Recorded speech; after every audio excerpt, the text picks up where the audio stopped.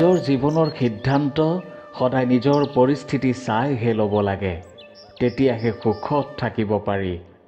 এই সংসাৰৰ পৰিস্থিতি চাই যিয়ে সিদ্ধান্ত লয় তেওঁ সদায় দুখহে পায়।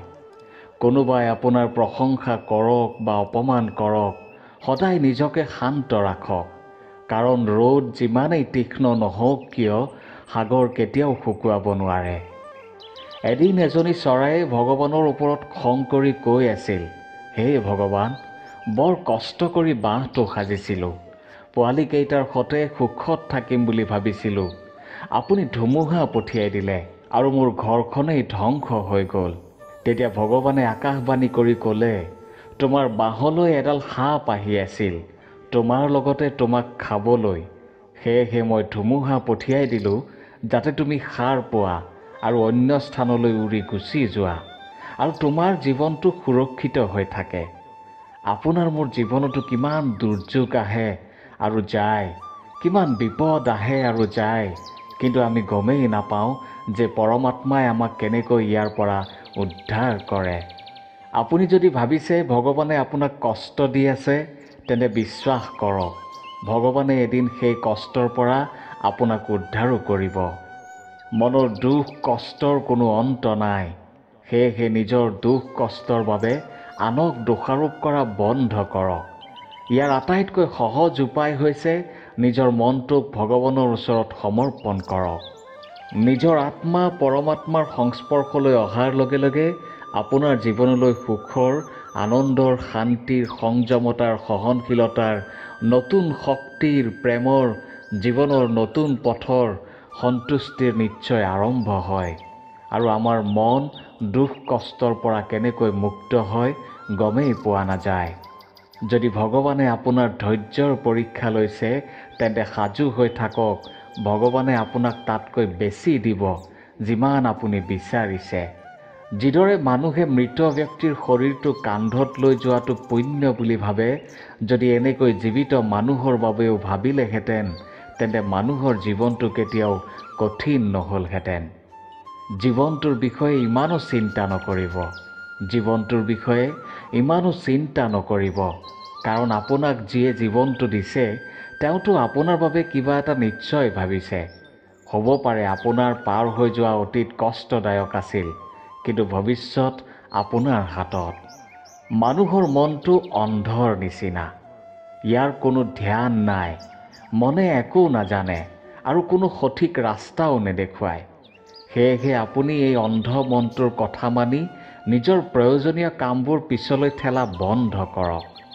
আপুনি সদায় নিজৰ বুদ্ধিমতে কাম কৰক, মনৰ মতে নহয়, কাৰণ অন্ধ মনে সদায় প্ৰয়োজনীয় কামবোৰ কৰাত বাধা প্ৰদান কৰে। যেতিয়া আপুনি নিজৰ বুদ্ধিৰে কামবোৰ কৰিবলৈ ল'ব, তেতিয়া আপোনাৰ মনটোৱেও সেয়াই স্বীকাৰ কৰিব, আপোনাৰ মিত্ৰ হৈ পৰিব। কিন্তু এতিয়া আপোনাৰ মনটো আপোনাৰ শত্ৰু হৈ আছে। মনতে ভবা কথাবোৰ কেতিয়াও প্ৰকাশ নকৰিব।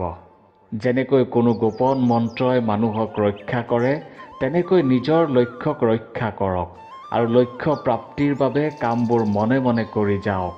আৰু যেতিয়া আপুনি সকলো কাম কৰি শেষ কৰিব আৰু আপুনি আপোনাৰ লক্ষ্যত উপনীত হ'ব, তেতিয়াহে কওক, কাৰণ প্ৰায় মানুহ নিজৰ কষ্টক লৈ ইমান দুখী নহয় যিমান আনৰ সুখ উন্নতি দেখি দুখী হয়। আপোনাৰ লক্ষ্যৰ কথা কেৱল সেইসকলৰ লগতহে পাতক, আপোনাৰ লক্ষ্যৰ কথা কেৱল সেইসকলৰ লগতহে পাতক যিয়ে আপোনাৰ সকলো কথা গোপনে ৰাখিবলৈ সাহস কৰে। যদি কেতিয়াবা আৰ্থিক অনাটনে দেখা দিয়ে, যদি কেতিয়াবা কিবা এটা ডাঙৰ ক্ষতি হয়, যদি কেতিয়াবা আপুনি ভবা সকলো নষ্ট হৈ যায়, এই সকলোবোৰ নিজৰ ভিতৰতে ৰাখক। নিজৰ আৰ্থিক স্থিতিৰ বিষয়ে নিজৰ সম্বন্ধীয়, নিজৰ মিত্ৰ কাকোৱেই নক'ব। সহানুভূতিৰ চকু পানী কেতিয়াও নিবিচাৰিব, কাৰণ আপোনাৰ আৰ্থিক স্থিতিৰ কথা জানিলে মানুহে আপোনাক নিজৰ লাভৰ বাবে ব্যৱহাৰ কৰিব পাৰে আৰু সময়ৰ আগতে আপুনি শেষ হৈ যাব, কাৰণ এয়াই প্ৰকৃতিৰ নিয়ম। এনে পৰিস্থিতিত মানুহে নিজকে বেছি শক্তিশালীহে কৰিব, দুৰ্বল বুলি কেতিয়াও নেদেখুৱাব। মানুহে আপোনাক সিমানখিনিহে বুজিব যিমানখিনি আপুনি দেখুৱাব। কন্দা বন্ধ কৰক, অতীতৰ কথা মনত পেলাই কন্দা বন্ধ কৰক। কি নাই তাৰ চিন্তা এৰক। কাইলৈ কি হ'ব তাৰ চিন্তা কৰাও বন্ধ কৰক। এটা কথা সদায় মনত ৰাখিব, প্ৰথমতে কোনো মিত্ৰক বিশ্বাস নকৰিব। যদি আপোনাৰ ওচৰে পাজৰে এনেকুৱা মানুহ আছে যাৰ মনটো প্ৰতি সময়তে কেৱল নেতিবাচক চিন্তাৰে ভৰি থাকে, তেনে মিত্ৰ যিমানেই আপোনাৰ ঘনিষ্ঠ নহওক কিয় এদিন নহয় এদিন আপোনাৰ ক্ষতি কৰিবই। আপোনাৰ জীৱনত আপুনি একোৱেই সলনি হোৱা নেদেখিব যেতিয়ালৈকে আপুনি নিজক সলনি নকৰে। আপোনাৰ মুখত কোৱা মানুহ আৰু চিধা চিধি কোৱা মানুহ সেই মানুহতকৈ বহু গুণে ওপৰত, যি আপোনাৰ চকুত এটা আৰু আপোনাৰ পিছত এটা। কাৰোবাৰ দুখ বুজিবলৈ মানুহৰ মনত মানুহ থকাটো অতি প্ৰয়োজনীয়। কাউৰীয়ে কুলিতকৈ নিজৰ মাত নিশ্চয় ডাঙৰ কৰিব পাৰে, কিন্তু কুলিৰ মাতৰ নিচিনা মধুৰ কৰিব নোৱাৰে। সেইদৰে দুষ্ট প্ৰকৃতিৰ মানুহে জ্ঞানী মানুহক বদনাম নিশ্চয় কৰিব পাৰে, কিন্তু নিজে কেতিয়াও জ্ঞানী হ'ব নোৱাৰে। যদি আপুনি অকলশৰীয়া, তেন্তে সেয়া আপোনাৰ বাবে আশীৰ্বাদ স্বৰূপ, কাৰণ ভগৱানে আপোনাক নিজকে শুধৰাবলৈ আনতকৈ অলপ বেছি সময় দিছে। সেয়েহে অকলে থাকি আনন্দত থাকিবলৈ শিকক, কাৰণ কোনো কেতিয়াও আপোনাৰ লগত চিৰজীৱন নাথাকে। নিজৰ ব্যৱহাৰ সময়ৰ নিচিনা কৰক, কাৰণ সময় যেনেকুৱাই নহওক পাৰ হৈ যায়। সফল ব্যক্তি সুখত থাকে বা নাথাকে, কিন্তু সুখত থকা ব্যক্তিয়ে সফলতা নিশ্চয় পায়। এটা কথা সদায় মনত ৰাখিব, যেতিয়া সুখত থাকে ভগৱানক নাপাহৰিব, আৰু যেতিয়া দুখত থাকিব তেতিয়া ভগৱানক বেছিহে বিশ্বাস কৰিব। সেইসকলক ত্যাগ কৰাই শ্ৰেষ্ঠ, সেইসকলক ত্যাগ কৰাই শ্ৰেষ্ঠ যিয়ে আপোনাৰ উপস্থিতিৰ মূল্য নুবুজে। যদি এই সংসাৰত মানুহে সকলো কাম কৰিব পাৰিলেহেঁতেন, তেন্তে ভগৱানৰ কোনো অস্তিত্বই নাথাকিলেহেঁতেন। য'ত মানুহৰ চিন্তাৰ শেষ হৈ যায়, কামৰ শেষ হৈ যায়, তাৰ পৰাই ভগৱানৰ কাম আৰম্ভ হয়। সন্তানে কি খাব, কি পিন্ধিব, কি কৰিব, সেয়া সন্তানে নহয়, সন্তানৰ মাকে ধ্যান ৰাখে। ঠিক তেনেকৈ আপুনি কি কৰিব, আপুনি কি পাব, সেয়া ভগৱানেহে নিজেই ধ্যান দিয়ে। মিছা আৰু বাহিৰে ৰংচঙৰ গতি যিমানেই তীব্ৰ নহওক কিয়, লক্ষ্যত কেৱল সত্যহে উপনীত হ'ব পাৰে। সময়ৰ লগে লগে মানুহে ৰং সলায়, কিন্তু ভগৱানে মানুহৰ সময়েই সলনি কৰে। মানুহৰ মনটো এজন সুন্দৰ সেৱক আৰু এজন বিপদজনক গৰাকী। মানুহৰ জীৱন কেৱল আৰু কেৱল তেওঁৰ কৰ্মৰ ওপৰতহে গতি কৰে। কৰ্ম যেনেকুৱা হয় মানুহৰ জীৱনো তেনেকুৱা হয়। আপুনি যি কৰিছে তাৰ ফল নিশ্চয় আপুনি পাব, কাৰণ কৰ্ম কাৰো আত্মীয় নহয়। মানুহৰ জীৱনটো বৰ অদ্ভুত, কেতিয়াবা কন্দুৱাই, কেতিয়াবা হহুৱাই, কিন্তু যিয়ে জীৱনৰ এই ভিৰতো সুখত থাকে, জীৱনে তেওঁৰ আগত শিৰণত কৰে। হেৰুৱাই পোৱাৰ আনন্দই পৃথক, কান্দি কান্দি হহাৰ আনন্দই পৃথক। হৰাটো জীৱনৰে এক অংশ, কিন্তু হাৰি হাৰি জিকি যোৱাৰ আনন্দই পৃথক। ভাল হৈ দেখুৱাবলৈ কাৰোবাৰ নকল কৰাৰ প্ৰয়োজন নাই, ভাল হৈ দেখুৱাবলৈ কাৰোবাৰ নকল কৰাৰ প্ৰয়োজন নাই। নিজে ইমান ভাল হৈ দেখুৱাওক যাতে আনে আপোনাৰহে নকল কৰে। মানুহে কয় জীৱন এবাৰেই পোৱা যায়, এয়া একেবাৰে ভুল। জীৱনটো সদায় পোৱা যায়, মৃত্যুহে এবাৰ পোৱা যায়। যিদিনাই আপুনি নিজৰ হাঁহিৰ গৰাকী নিজেই হ'ব, সেইদিনাৰ পৰা আপোনাক কোনেও কন্দুৱাব নোৱাৰে, মনত ৰাখিব। কিন্তু যদি আনৰ ভৰসাত জীয়াই থকাৰ চিন্তা কৰে, তেন্তে সদায় কান্দিবলৈ সাজু হৈ থাকক। যদি কোনোবাই আপোনাৰ পৰা কিবা বিচাৰে, তেন্তে দিয়ক, কাৰণ ভগৱানে আপোনাক দাতাৰ শাৰীতহে ৰাখিছে, খোজাৰ শাৰীত নহয়। মনত ৰাখিব, ভাল দেখিবলৈ হ'লে বেয়া সহ্য কৰিবই লাগিব। সেৱা সকলোৰে কৰক, সেৱা সকলোৰে কৰক, কিন্তু আশা কাৰো ওপৰতেই নকৰিব, কাৰণ সেৱাৰ প্ৰকৃত মূল্য ভগৱানেহে দিয়ে। নিজৰ লক্ষ্য সদায় তাৰ ওপৰত ৰাখিব যি আপুনি পাব বিচাৰে, তাৰ ওপৰত নাৰাখিব যি আপুনি হেৰুৱাই পেলাইছে। অন্ন আৰু জলতকৈ ডাঙৰ আৰু একো দান নাই, আৰু পিতৃ মাতৃতকৈ ডাঙৰ আৰু কোনো দেৱতা নাই। জীৱনৰ আটাইতকৈ ডাঙৰ গুৰুমন্ত্ৰ হৈছে আপুনি আপোনাৰ গোপনীয়তা কাৰো আগত প্ৰকাশ নকৰিব। প্ৰয়োজনতকৈ অধিক গুৰুত্ব আৰু মূল্য কাকোৱেই নিদিব। কাৰণ মানুহৰ এইটো এটা আচৰিত স্বভাৱ। প্ৰয়োজনতকৈ অধিক পালে গুৰুত্বহীন, মূল্যহীন বুলি ভাবে। যদি কোনোবাই আপোনাৰ অনুপস্থিতিত আপোনাৰ কথা পাতিছে, তেনে মনত ৰাখিব, কাৰণ কথা সেইসকলৰহে ওলায় যাৰ বিশেষ গুণ থাকে, বিশেষ কথা থাকে। খুজিলেই সফলতা পোৱা নাযায়, খুজিলে কেৱল ভিক্ষাহে পোৱা যায়। সফলতা পাবলৈ পৰিশ্ৰম কৰিবই লাগিব। জীৱনত কৰা সৰু সৰু ভুলৰ পৰা শিকিবলৈ চেষ্টা কৰক, কাৰণ মানুহে পাহাৰত উজুতি নাখায়, সৰু সৰু শিলতহে উজুতি খায়। নিজৰ ভুল স্বীকাৰ নকৰাকৈ আপুনি কেতিয়াও এজন শ্ৰেষ্ঠ ব্যক্তি হ'ব নোৱাৰে। আপোনাৰ হাতলৈ অহাটো চিন্তা নকৰিব, আপুনি দিবলৈ আৰম্ভ কৰক। অহাটো নিজে নিজেই আৰম্ভ হ'ব। সন্মানো আহিব, ধন সম্পত্তিও আহিব। অহংকাৰত ডুবি থকা ব্যক্তিয়ে কেতিয়াও নিজৰ ভুলটো নেদেখে আৰু আনৰ ভালটোও নেদেখে। আপুনি জীৱনত যিমানেই কঠিন পৰিস্থিতিৰ সন্মুখীন হ'ব, সিমানেই আপুনি শক্তিশালী হ'ব। আৰু যিমানেই আপুনি শক্তিশালী হৈ গৈ থাকিব, সিমানেই আপোনাৰ জীৱনটো সহজ হৈ পৰিব। এয়াই জীৱনৰ নিয়ম। মনত ৰাখিব, কোনোবাই কৰা অপমানৰ প্ৰতিশোধ অপমানেৰে নহয়, অধিক সফল হৈহে ল'ব পাৰি। মনত যদি কিবা বেয়া চিন্তা আহিছে, তেন্তে কাইলৈ পেলাই থওক। আৰু কিবা ভাল চিন্তা যদি আহিছে, তেন্তে আজিয়ে কৰি পেলাওক। লগত থাকি যিয়ে চল চাতুৰি কৰে, তেওঁতকৈ ডাঙৰ শত্ৰু কোনো নাই। আৰু আমাৰ মুখতে যিয়ে আমাৰ বেয়াটো দেখুৱাই দিয়ে, তেওঁতকৈ ডাঙৰ কোনো মিত্ৰ নাই। পাৰ হৈ যোৱা সেই সকলো ত্যাগ কৰক, যিয়ে আপোনাৰ ভৱিষ্যত প্ৰদূষিত কৰিব পাৰে। জীৱনটো জীয়াই থকাৰ মাত্ৰ দুটাই ধৰণ থাকে। প্ৰথমটো হৈছে যি পচন্দ কৰে সেয়া প্ৰাপ্ত কৰক, আৰু দ্বিতীয়টো হৈছে যি পাইছে তাক পচন্দ কৰিবলৈ শিকক। যেতিয়া পোৱা নাযায়, তেতিয়া বস্তুৰ মূল্য অধিক হয়, কিন্তু মানুহ যেতিয়া হেৰাই যায়, তেতিয়া মূল্য বুজা যায়। এই সংসাৰত কোনো মূল্য নিদিয়াকৈ একো নাপায়। কিবা এটা পাবৰ কাৰণে আপুনি কিবা নহয় কিবা এটা মূল্য দিবই লাগিব। কিন্তু পিতৃ মাতৃৰ মৰমেই একমাত্ৰ, যাৰ বাবে কোনো মূল্য দিব নালাগে। অসন্মানৰ উত্তৰ ইমান সন্মানেৰে দিয়ক, যাতে অসন্মান কৰাজনে লাজতে তলমূৰ কৰিবলগীয়া হয়। আপুনি যেতিয়ালৈকে আপোনাৰ সমস্যা কঠিনতাৰ বাবে আনক দায়ী কৰিব, তেতিয়ালৈকে আপুনি কেতিয়াও আপোনাৰ সমস্যা আৰু কঠিনতাৰ পৰা বাহিৰ ওলাব নোৱাৰিব। মানুহৰ শৰীৰটো ভগৱানৰ এক বিচিত্ৰ সৃষ্টি। আমাৰ দুখন কাণ, দুটা চকু আৰু মাত্ৰ এখন মুখ। ইয়াৰ কাৰণ এটাই যে বেছিকৈ চাওক, বেছিকৈ শুনক, কিন্তু কথা কম কওক। ক্ষমা আপুনি বাৰে বাৰে কৰক, কিন্তু বিশ্বাস এবাৰহে কৰক। জীৱনত কেতিয়াও কাকো ইমানো মহত্ব নিদিব যে তেওঁলোকে আপোনাৰ হাঁহিটোৱে কাঢ়ি নিব।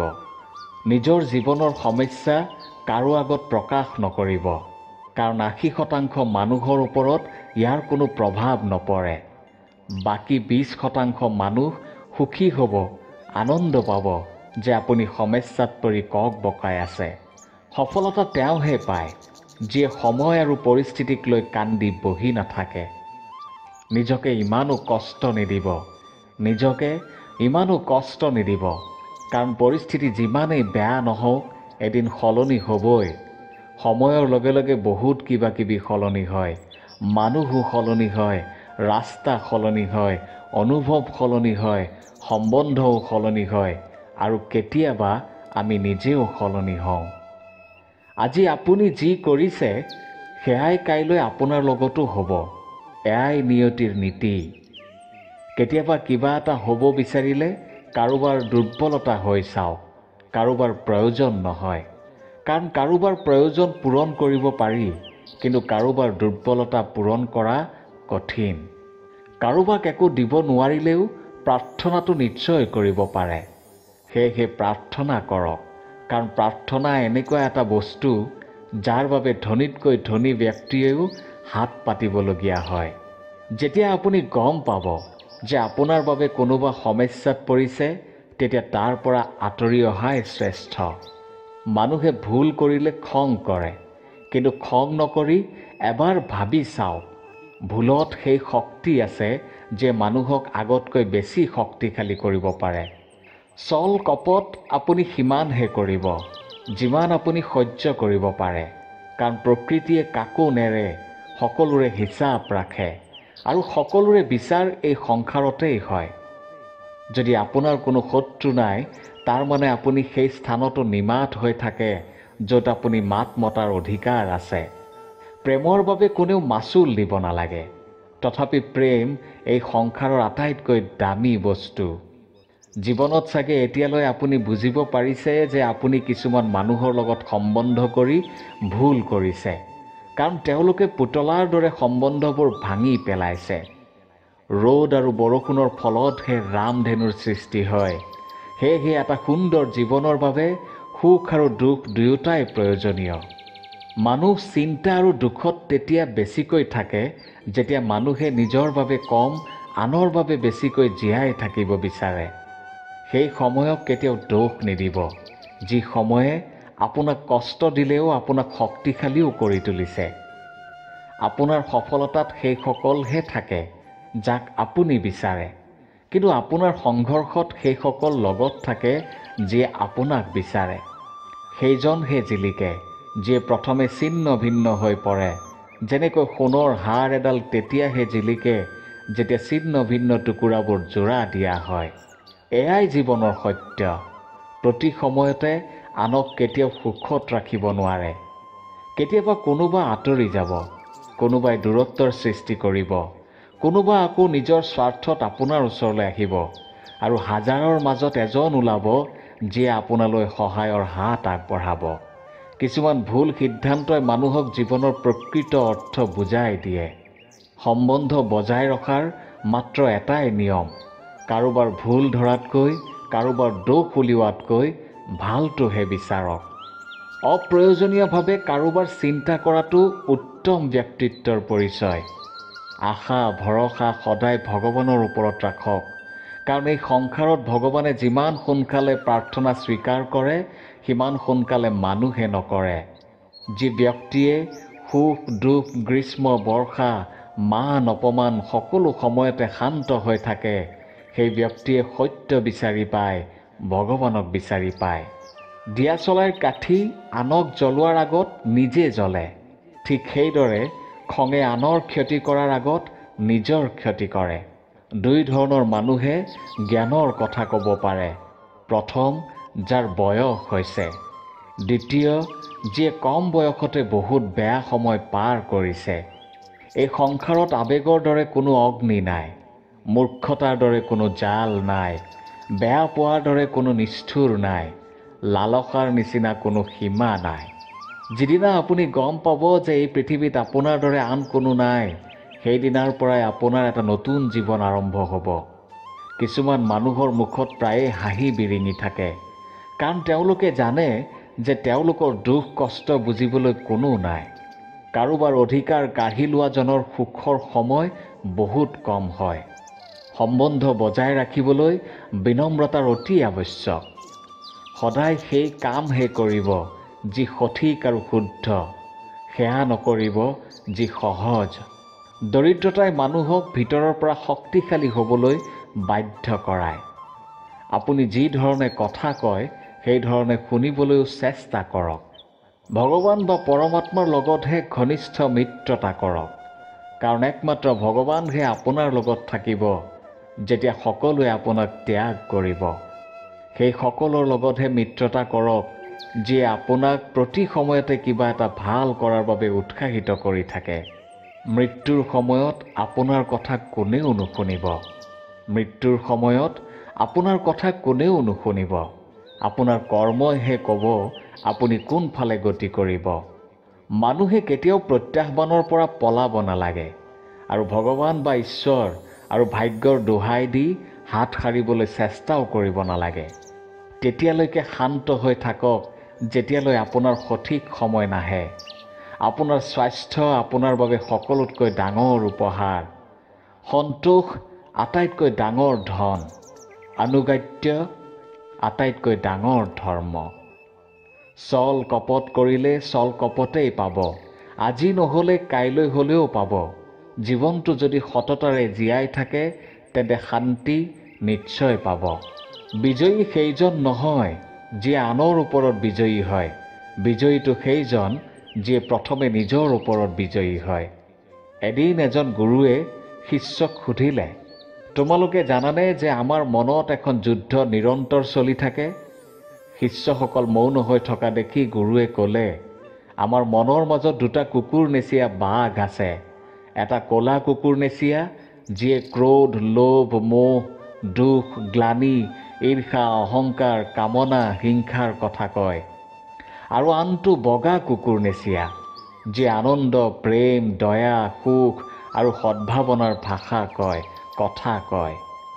এই যুদ্ধৰ হাহাকাৰত আমি আমাৰ মনত থকা শান্তি পাহৰি আন ক'ৰবাত বিচাৰি ফুৰোঁ। মই, তোমালোক, আমি কোনেও এই হাহাকাৰৰ পৰা বাচিব নোৱাৰোঁ।